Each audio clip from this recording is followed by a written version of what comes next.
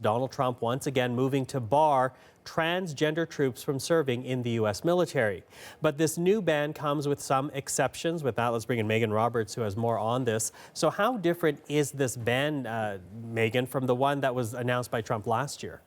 Well, Michael, Trump is scaling back. So instead of saying that nobody who is transgender can serve in the military, he's saying that some can. There are a few exceptions, but that others cannot. Specifically, those exceptions are currently serving members of the military who were diagnosed with gender dysphoria after June of 2016. That is when the Obama administration's policy on transgender people serving in the military came into effect. So after June of 2016, anybody who is transgender, who is serving in the military and diagnosed with gender dysphoria can continue to serve.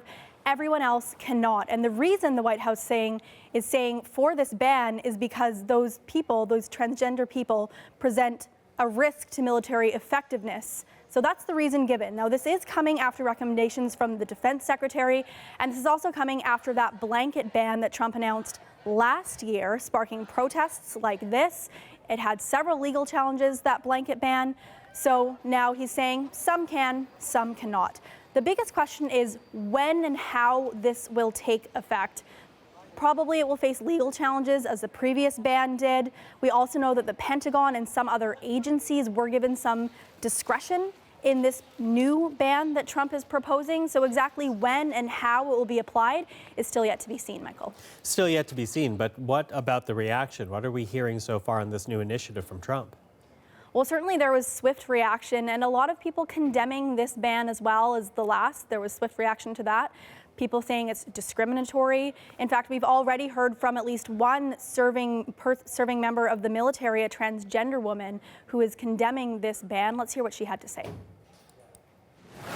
I've been in the Army for 13 years with deployments to every combat zone of my generation. I'm currently serving as a company commander. And every other service member who's trans in the military has their own story, their own hardships, and their own service to our nation. And before kicking anyone out or saying that we couldn't serve, you have to realize that we're already serving, we have been serving, and we're just as qualified as anyone else. Now, we're also hearing from politicians on this ban, specifically from a lot of Democrats, including the House Minority Leader, Nancy Pelosi.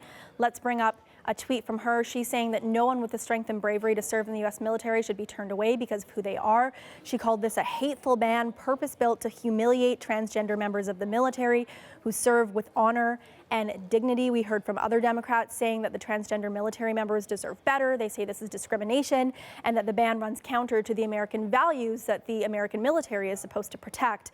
As for the number of people who this could affect, it's unclear, but we do know that between 4,000 and 10,000 active duty and reserve service members are believed to be transgender.